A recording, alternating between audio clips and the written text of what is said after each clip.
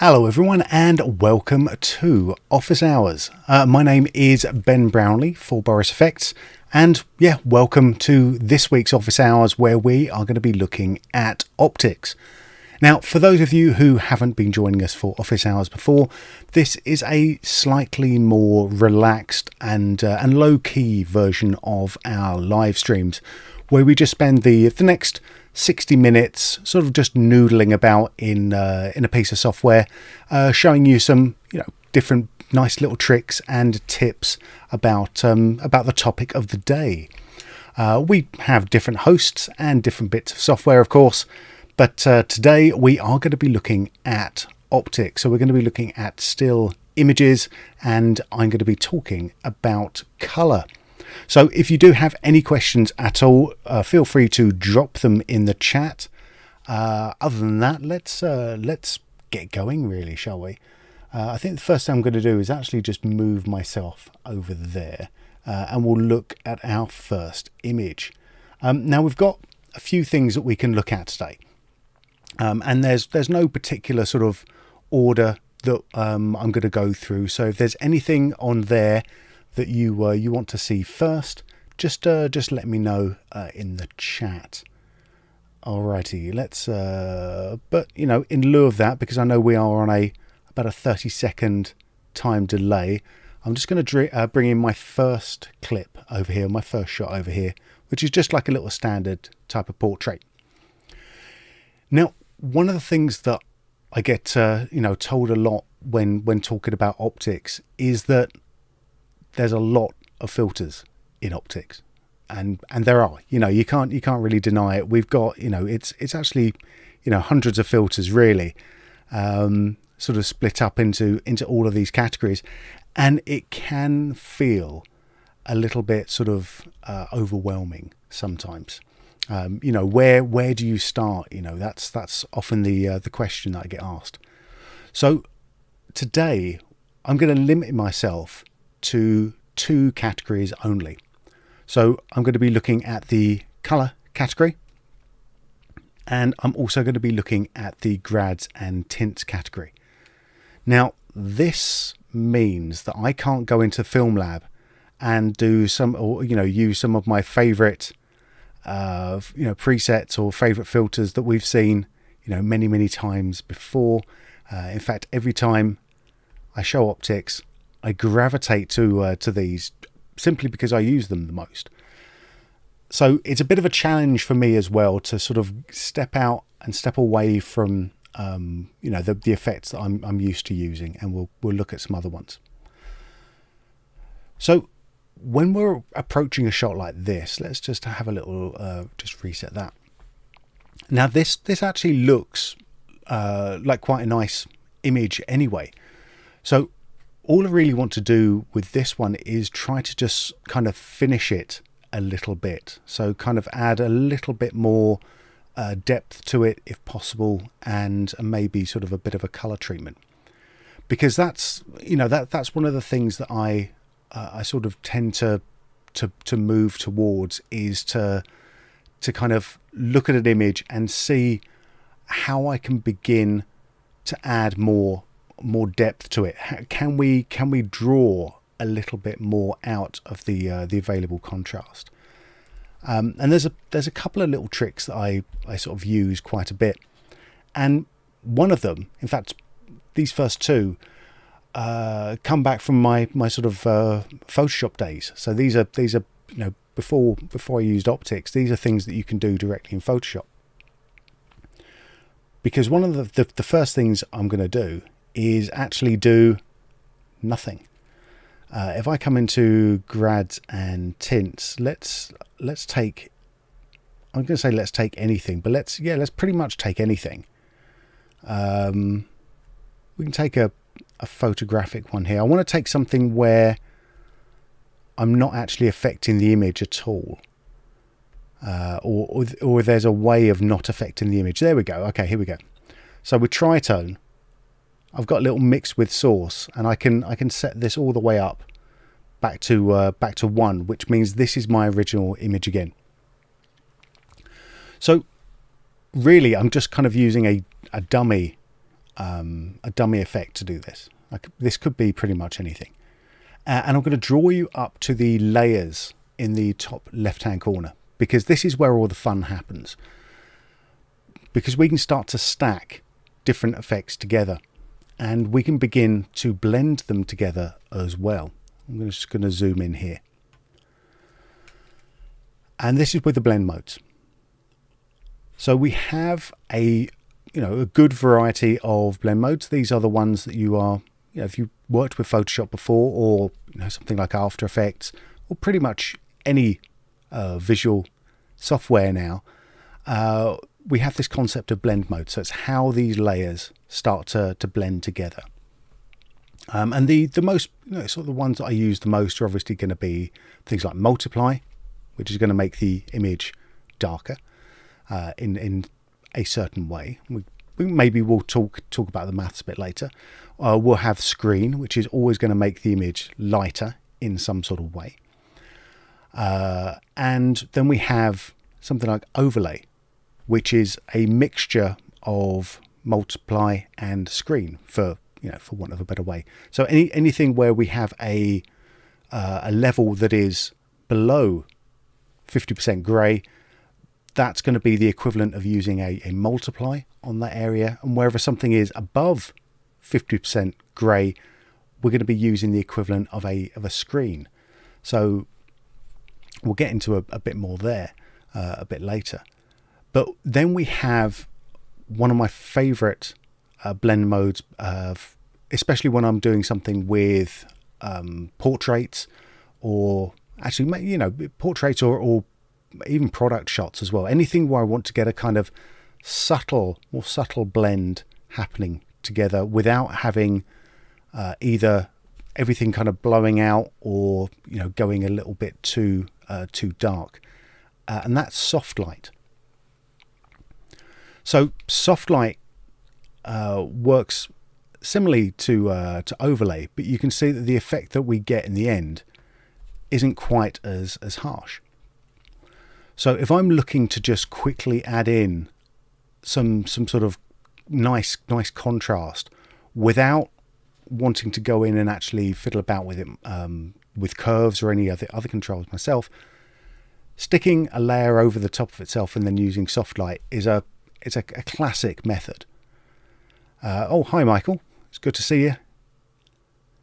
Yeah, if you want to say hi in the chat, everyone who's watching, then feel free. If you just want to sit back and watch this, then sit back and watch. So we've got, along with the blend mode here, we've also got the opacity. So this is how we can choose how strong we're going to be blending that layer back in. So 0% opacity, we're not using it at all. And 100% opacity, we're using it completely.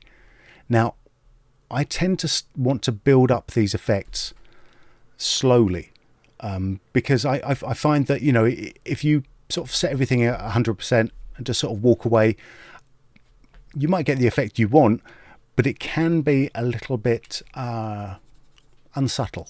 That's the word I'm looking for. Well, it's a word I'm looking for. So if we blend this thing, or blend these layers back, it affords us the opportunity to start to build up different layers together, and then in that way kind of build in a bit more depth into the image, and something that looks better, and is not just, oh, I've stuck a filter over the top of it, something that you've thought about a bit more. So there are sort of two different ways or two different things I'm looking for when I'm trying to enhance an image. That's trying to look at the contrast, so the brightness and contrast, and I think the brightness and contrast is looking pretty good here now. The other thing is looking at the colors as well. So that's the sort of secondary stage for me. And if I'm just looking for a kind of quick look, a quick sort of tint, there are a number of different ways of kind of doing this. And here's one of my favorites. I'm just going to turn on or add in another layer just at the top left hand corner. So add another layer in, which means I can start to build up more effects. And because we're keeping ourselves in the grads and tints for now, I'm going to have a look at colorized gradient. Now, for a lot of people, as soon as we stick colorized gradient on something, it's sort of they go, oh, okay, oh, I know what this one does. We remap the blacks to this color, we remap the midtones to this color, we remap the highlights to this color. That's nothing for me. I'm going to move on to the next effect. But actually, this is part of a family of effects where I kind of like how they look when you start to mix them back together again. So I'm going to come into my blend modes one more time, and I'm going to use my soft light one more time. And now you can see, if we just preview this out towards the, versus the original, we're starting to get a bit more of a coloured tint, but it's not too much of a coloured tint. Well, actually 100% it probably is a bit too much of a coloured tint, but you can start to see that it sort of builds up into the, there we go, into the skin tones, and sort of adds in a bit of complexity into the colours without us actually having to do all that much. And speaking of not having to do all that much, let's come back into the parameters, and here's another little feature of optics that is easily overlooked. I'm going to click on my colour here. I'm going to control or command click on my midtones colour, and I'm going to control or command click on my highlights colour here. So I now have, well, I should have, actually let's just do shadows and highlights. So I should now have, we look down the bottom, these variations popping up. And these are random variations based off of the parameters that we have selected. So if I click on one of these, we can actually start to get variations based off of what we were doing before. So maybe what, we could just come in and find a random, something like this, like a random result that looks kind of nice, or looks a bit more, looks a bit closer to what we're going for. And variations is a nice low impact way of kind of experimenting a little bit without us actually doing too much. And in fact, with the midtones color here, I'm just going to desaturate this completely. And once, let's just undo that. So you can see the difference there with the midtones enabled, everything getting a little bit muddy and a little bit sort of, what's the, I can't even remember the disease now. Like where your liver starts failing and everyone turns, and you turned a bit yellow. That's one. If you know that, just let me know. But we take that to white, and that sort of helps out a little bit. So we're just getting the kind of the tinting going on in there, and that's kind of interesting. I like where the purple is going there. Jaundice, I've just been told. Thank you very much. Of course, it is jaundice. Yeah, so we just experiment a little bit here. Maybe take the saturation down a little bit on the yellow.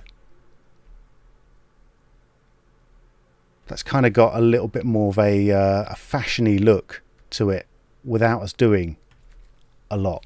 So that's the before. Confusingly enough, it's over on the right. And that's the after.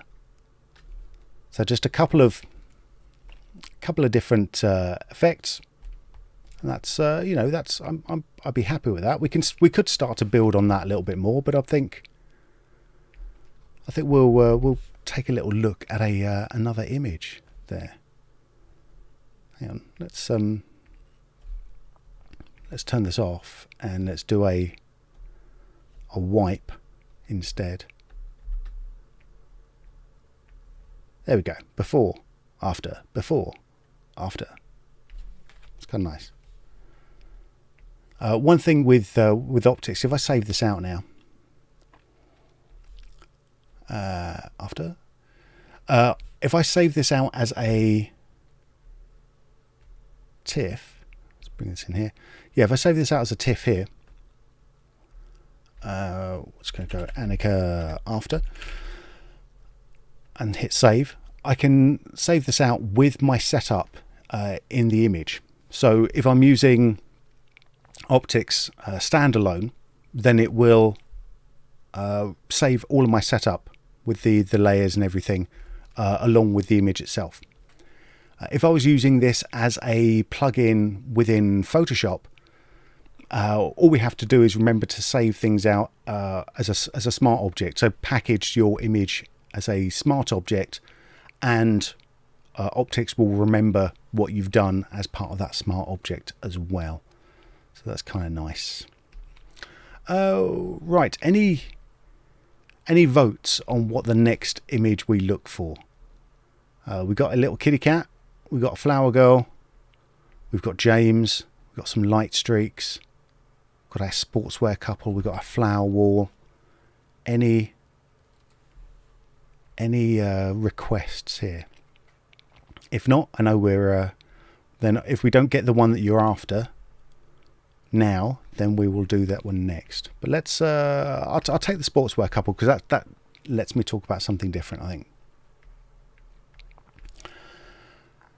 Okay, so with this one here, what I'm going to go for now is, I think I just want to have a way of lifting up the color in the background a little bit, or lifting up the lightness in the background. I think that the background itself was shot a little bit too dark for the look of what we're going for. So, you know, this is a kind of quite a common area, a common issue, is that we either got to fix the background, or maybe even like be the worst is try to balance out lots of backgrounds. So let's come in, and what we're going to do on this one, let's go straight to color, and I'm going to use, we'll start off with curves, just because that's fairly straightforward to see what's going on. So if I wanted to kind of bring up the background just with curves there, it's going to be a bit of an issue, because obviously we've got a load of you know, this is going to affect the whole image, and that's not really what we want.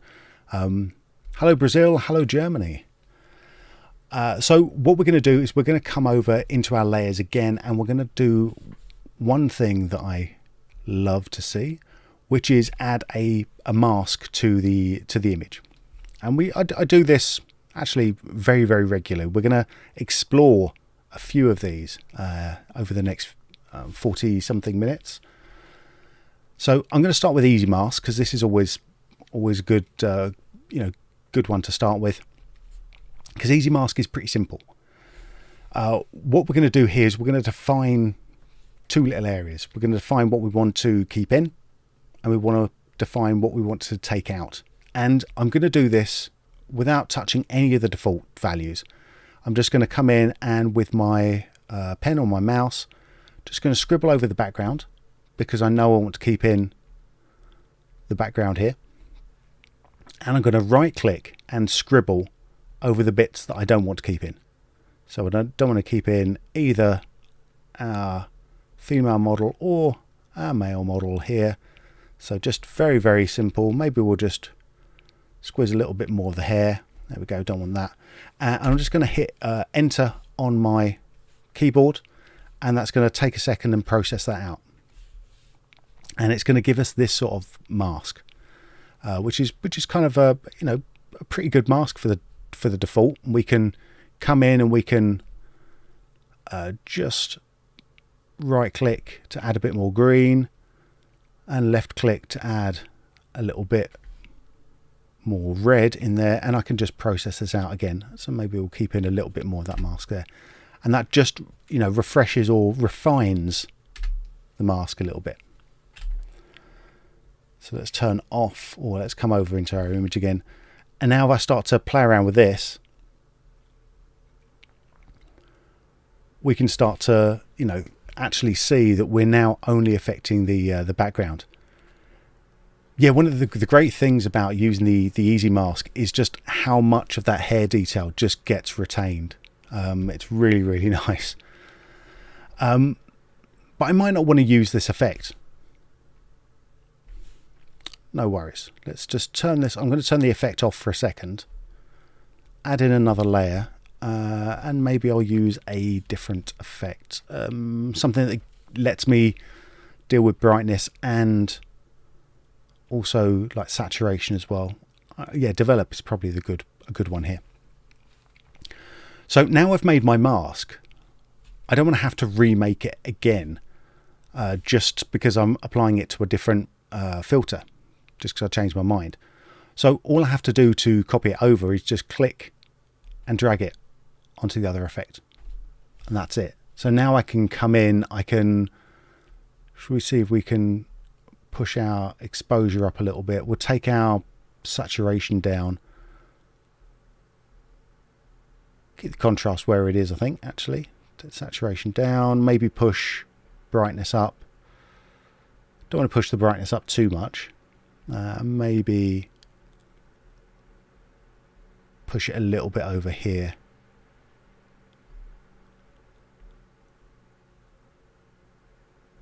There we go. I could even actually, I might even, it's not quite doing what I want. I might go straight with the color correct, because that gives me a chance to come in like straight to the to things like the shadows, and I can just push shadows up with gamma and stuff like that. There, oh yeah, that's going to be better for me, I think. So I don't run the risk of blowing stuff out. And we can define what our ranges are as well. But that's I think this is going to be the way forward. Yeah. That's the way. So we can definitely tell that this is not something that I practiced, because I'm still discovering it at the same time you are. And that's the fun of office hours, I think. It's always about, yeah, discovery. Is there something I've got going on down there? Oh, we can look at that later. But let's take a little look. I can actually just do a sweep there. Yeah, that's probably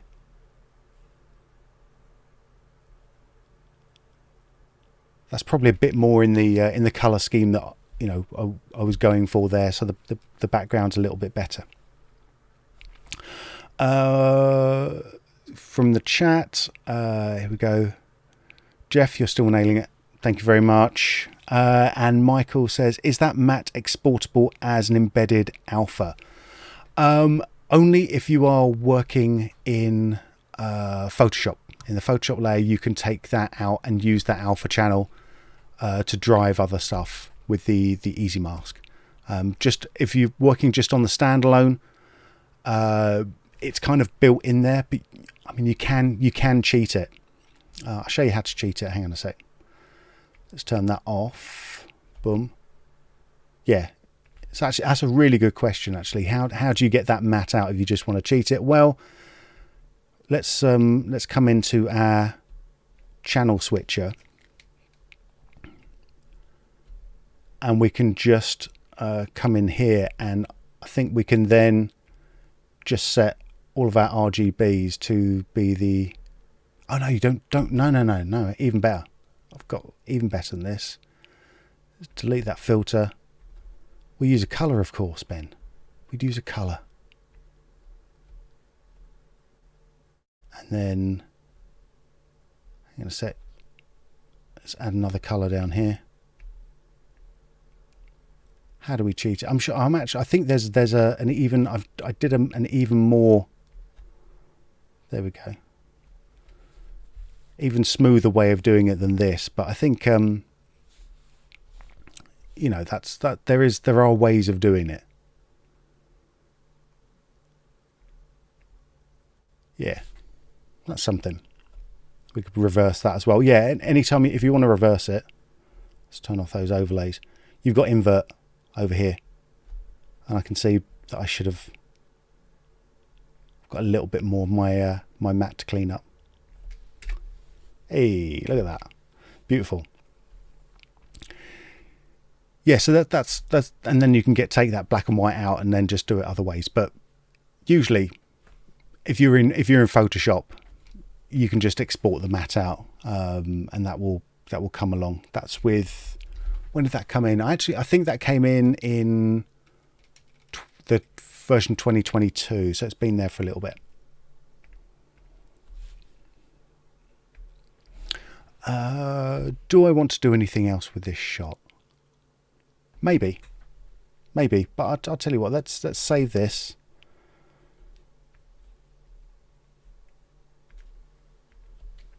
And then we'll come back to it if we've got anything else to do with it. And Michael says, nice, sorry for asking the tough questions. No, definitely ask tough questions. This is what being live is all about, is me getting asked tough questions and then going, yeah, I think we can do that. And then stumbling through it. Alrighty, let's move on. I want to do. We'll come back to this because I know we're moving quite fast. This is good. What are we doing on this one? Okay, I'm going to bring my little list of things. I'm gonna save the kitty cat for later because I'll leave it with the kitty cat. Shall we? Yeah, let's look at the light streaks. Jeff says, I love this concept of office hours, such a great idea. Yeah, it's really nice. It's a much more relaxed type of live stream. We do the formal live streams and all the other stuff, but this is just a way of me kind of exploring stuff on the fly.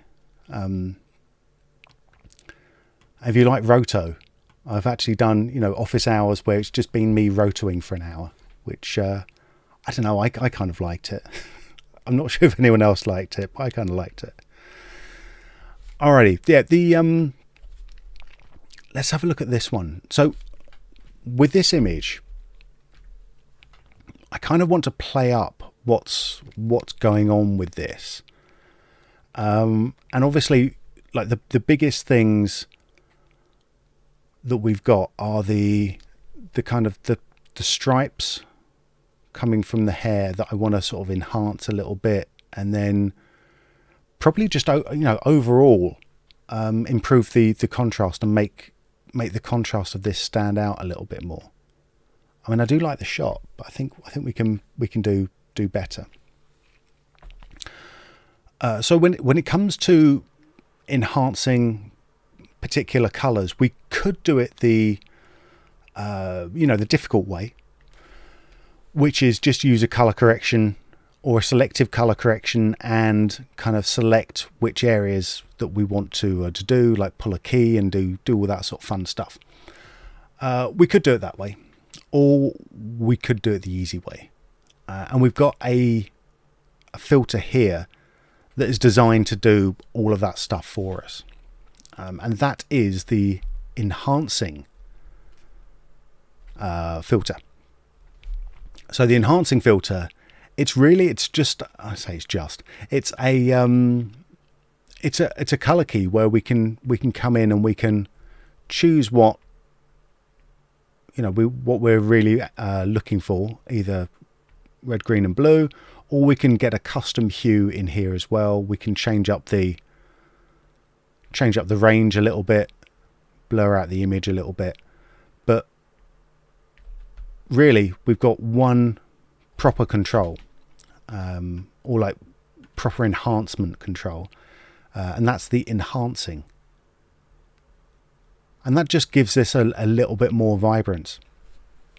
And I use this quite a bit actually, because there's quite a lot of the times where I'll be wanting to just make a particular color, a particular element pop just a little bit more, but I don't want to have to faff around finding any sort of pulling my own keys or doing my own kind of selective color correction, doing anything tricky.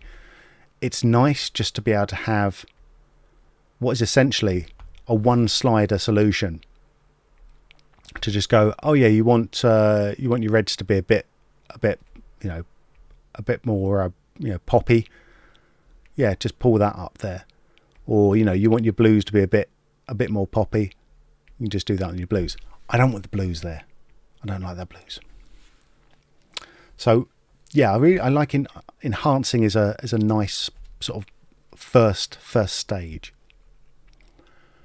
What else we're going to do with this? We're going to, let's come in and look. Oh yeah, I think I know what I'm going to do. I'm going to come into something that is a little bit too much. Yeah, something Haze. That's a good one. Yeah, because Haze is a combination of two controls really. You've got your temperature control, which, you know, Haze is. Let's take a step back really and explain what Haze is normally used for. Haze is normally used to cut through sort of foggy images. So it's got two little controls. The first one is to improve contrast, which is going to be that Haze control, and the second one is to tip the temperature into a different direction. So you might find that you need to kind of push an early morning shot a little bit later in the day, so you can stick the Haze filter on, bump that up a little bit, change the temperature a little bit cooler, and bosh, you're done. With this one, so with this one I've got the Haze control, which is helping me to bring out, the temperature control, which is helping me to bring out these streaks. And then we've got the Haze control, which is the contrast. But the contrast is hitting a little bit too hard across the entire image. So here's another little trick that I do a lot. And this is to, again, come up and use our mattes to sort of just limit what things are doing. Now, I'm not going to use gradient or spot. I will use selection. This is something I'll do a ton, and I'll show you what selection's doing. So up at the top here, we can choose whether we are going to make a luminance matte or a channel matte based off of one of the color channels. So luminance bases a matte off of the brightness values, or we can do a hue, so we can base things off of a certain color, which is essentially what enhancing is doing actually, or we can do it based off of saturation as well. So HSL, hue, saturation, luminance. I'm gonna stick with luminance here. Our next control over here is determining where our position is. Are we looking, or are we focusing on the highlights? If we're focusing on the white values, we start this at 100. If we're focusing on the shadows, we can move this all the way down to 0. Let's move that back to 100 for a second. Then we have the range. So this is how sort of wide we're going to be looking. There's occasions, and maybe we'll see this I was going to say maybe we'll see this later. Maybe we'll see this now. Where I'll have this set to 100. So essentially what's happening here is that everything that is pure white is going to be affected 100%. And as it gets closer and closer to pure black, it's going to be affected less and less. So it's essentially, this is a little bit like the, when we were working with the blend modes as well, like the multiply or the screen blend modes. So we're kind of pushing it from one extreme to another. Then we have our black point and our white point. So if we want to sort of push these a little bit more, we can do that. I'm not going to touch these in this case. So we're just looking at our position. Are we going to be affecting the whites most or the blacks most? And then the range here. So let's turn off our matte. I believe, do you know, it's one of those things. There we go. That's the button for it. It's one of those things where I use the keyboard shortcut for it so much that I kind of sometimes forget where the button is, which is really bad. But let's take a look at what this haze is doing now. So we can see the effect that we've got is much more subtle and much more controllable now that we've got this luma mat down here. Yeah, keyboard shortcuts are the way to go. Keyboard shortcuts are the way to go. And at some point, you know, I try to keep all of the buttons in my head and all the keyboard shortcuts in my head, but there's a lot of software. There's a lot of software that we that we use. So some of them kind of, it becomes muscle memory. Yeah, one of the things that we can do here as well is, why not just, you know, try and bring this in with a blend mode as well. So add a blend mode in there as well. So let's try not to push it too hard. Maybe we'll put, you know, we'll push it just enough. Let's have a little look. Take a look at the before and after.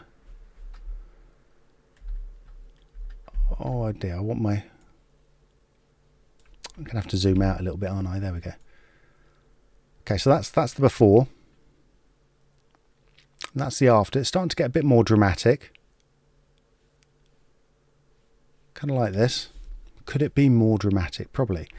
But one of the questions I've been asked before is like how do we tell whether stuff is starting to you know, burn out, go too bright? And there are a few different ways of doing it. You know, we do have the histogram over here, which shows us, well, just underneath my face. Okay, so we do have the histogram up there, which can show where our white values are. But there are other ways of doing this as well, if we don't want to use the histogram. And this is something that's, it's a another nice little trick. So let's add another layer in here, and now are we going to say, we could do that, but I actually want to, am I going to see this thing? I've kind of said that I'm only going to look at grads and tints and color, and this falls into, I don't think this falls into either of the grads and tints or the color, but maybe it does. Shadow, oh yeah, shadow highlights, there we go. Okay, so here's the shadow highlights plugin, or the effect, and this is usually used to recover shadows, so it sort of brightens up the shadows up a little bit, or stops the highlights from burning out. That's really, really handy. Now, the way that it can do that is basically it's done its equivalent of, let's turn this off here, it's done its equivalent of this kind of matte here, so based off the luminance. So how do we see that? Let's make sure we're on here. Oh, I tell you how we see that. We try and do too many things, and we crash stuff out. Right, so let's build us back in. Now my fancy zones aren't working. Light streaks. I knew what we were doing. Okay, what were we doing? We were doing that, and we did that, and we did that, and we did that. We were in this sort of ballpark. There we go. Okay, and let's add in our shadows highlights. Yeah, so the way you can do that is by using these position and ranges to show us what the shadows and highlights actually are. And we can view those mats exactly here. So with the highlights, it's showing us the positions that are 100 with a range of 80. So like this is showing us not just the absolute white values, but 80% of the stuff that's going down towards black, and sort of showing it as a sort of curve as well. So if I take that down to 0, so if my range is down to 0 and our position is at 100, we're only going to see the brightest pixels now. So if I'm monitoring, if we were to look at the layers on the top left again, if I'm monitoring my shadows and highlights, but I'm editing the layer underneath, the haze layer underneath. Let's see if I can push this too far. Yeah, okay, here we go. Yeah, set my blend mode to linear dodge, and now I've blown out like a ton of areas here. And in fact, if we let's monitor both of these together, you can see I've blown out those areas completely. As I'm pulling this back, I'm pulling the opacity of that layer back. You can see at some point I'm not blowing out anything at all. I'm blowing out just a little bit. So there's a way. Let's set this back to screen. Set this back up. So there's a way of seeing whether we're pushing our values just a little bit too high. And if you wanted to do the same sort of thing with the shadows, we can do that as well. Set that to 0. Maybe I'll just disable the mask for a sec. And let's just see if I can push this too far. I don't know if I'm even going to push this too far with haze and a blend mode, especially not when it's set to screen. But I would be able to do it if we came into one of our color correction things. Let's take this. Where's our shadows? There we go. Let's take our brightness all the way down. There we go. Hey. There we go. With the contrast super crunchy, we've now lost all of those shadow details. Boo! But yeah, that's a nice little way of being able to visualize that using a shadows and highlights. I'm sure there's a cleverer way of doing it as well, but this is my way of doing it. There we go. Let's get rid of that filter, delete that layer, thank you very much, and let's turn that one off.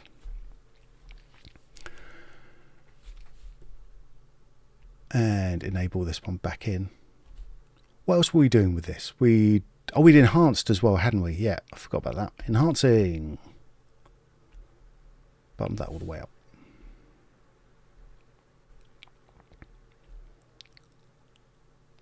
Yeah, I'm liking where this is going now. So before and after. Is there something else that I want to do with this one? Oh, I've just seen the time. Oh, I'm going to move on. This stuff just moves through so quickly. This office hours always just goes in really fast.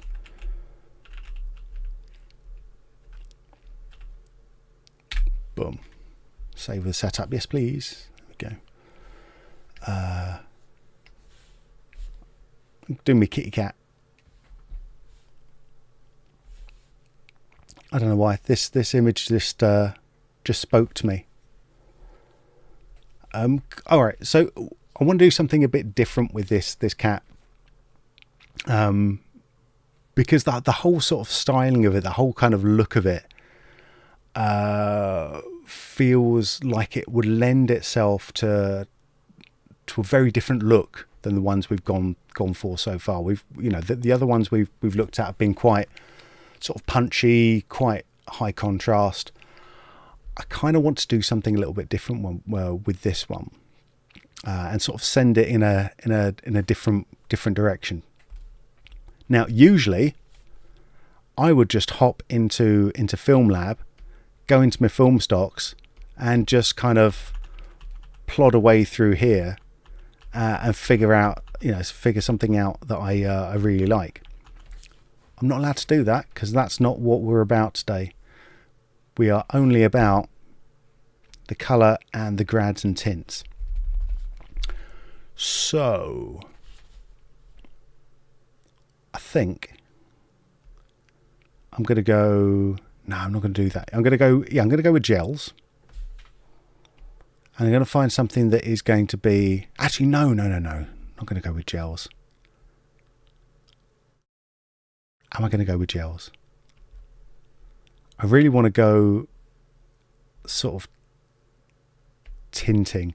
Michael says go full on kaiju, lasers coming out of his eyes. That's a particle illusion or an ultra glow one. I'm not going to do that. Or am I going to do that? I might do that. The siren song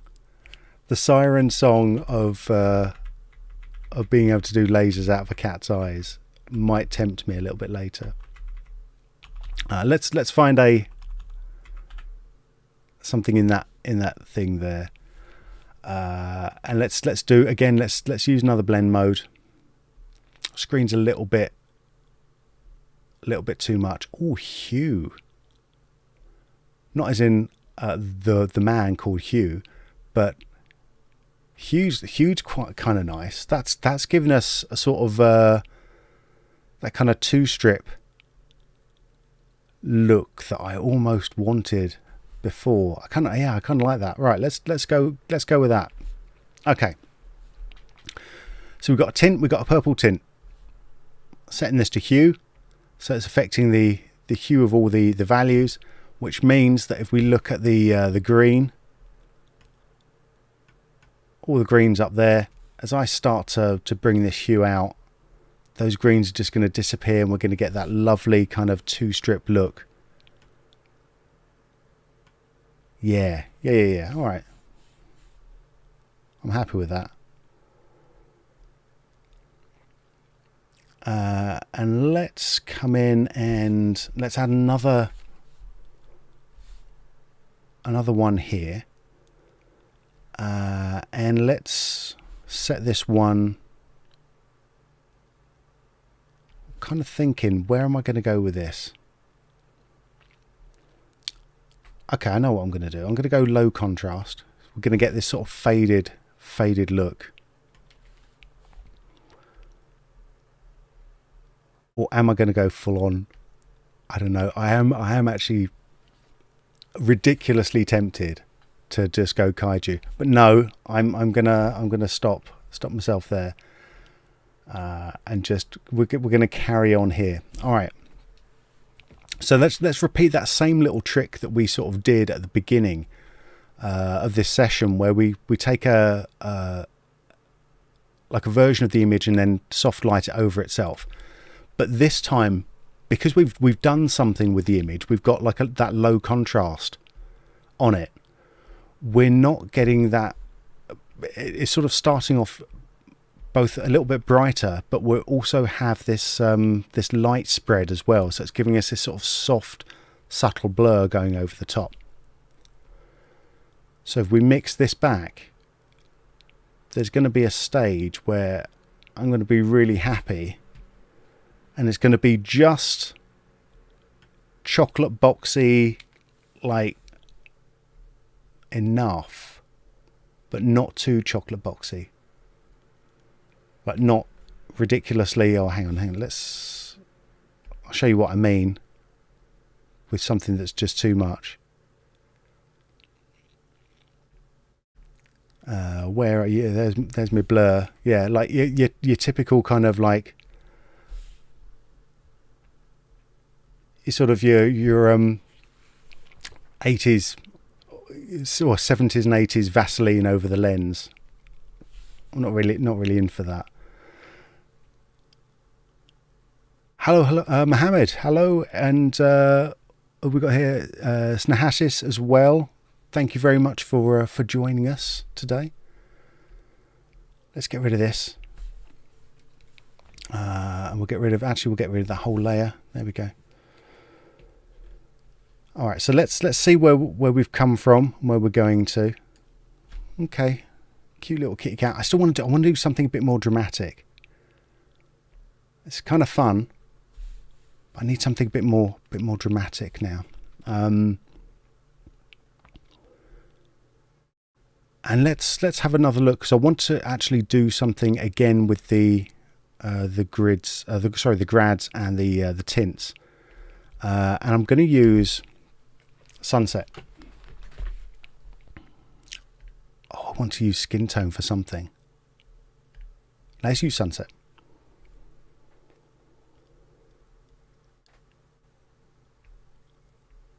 And Jeff says, I just spent a bunch of hours editing 250 photos from an event and jealous of the creative control you have here. Yeah, it's ridiculously fun to come in and just kind of experiment as well with this. Because, you know, also once you've got a look kind of locked down, this is something I used to do for when I was doing like a lot of product shots. I wouldn't do anything as you know, kind of silly as doing lots and lots of cat pictures. Oh, but I'd love to do lots of cat pictures. But no, what I do with this is I would actually save a setup, just save it out there, just as an optic setup. And then I could just run that whole batch, or, you know, batch a add to batch. There we go.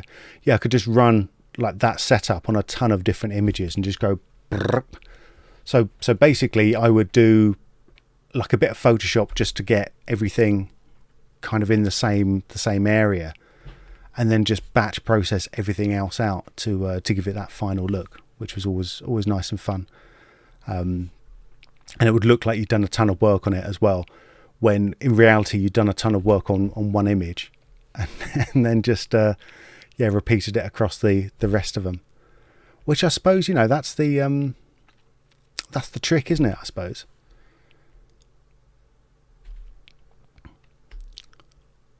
All right, okay. That's what I'll do. Let's do color spot, and I'm going to do another selection matte.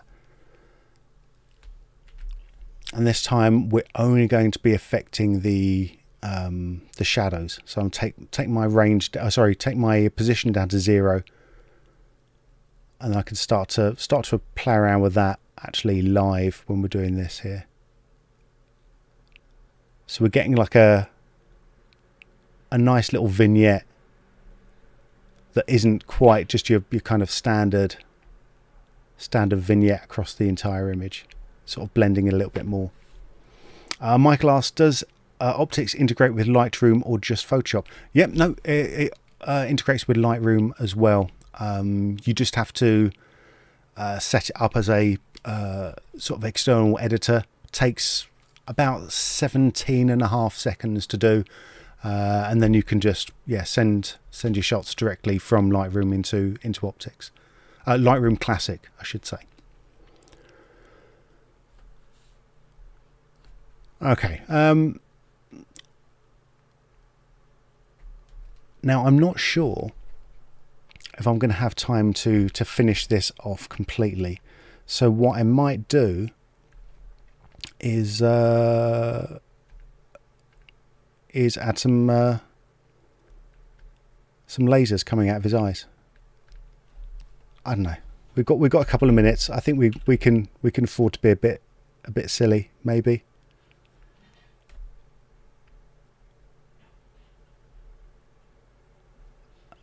Okay, yeah. So I've got optics. Sorry, I've got what's it called? I've got particle illusion here. Particle properties. Let's get this going around the other way.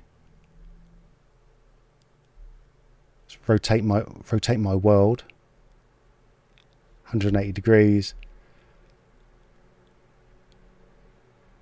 There we go.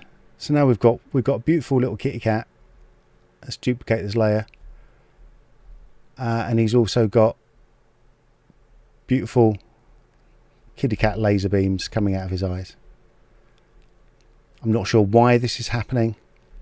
Well, actually, I do know exactly why this is happening. This is happening because of Michael. But should this be happening, I'm going to say not.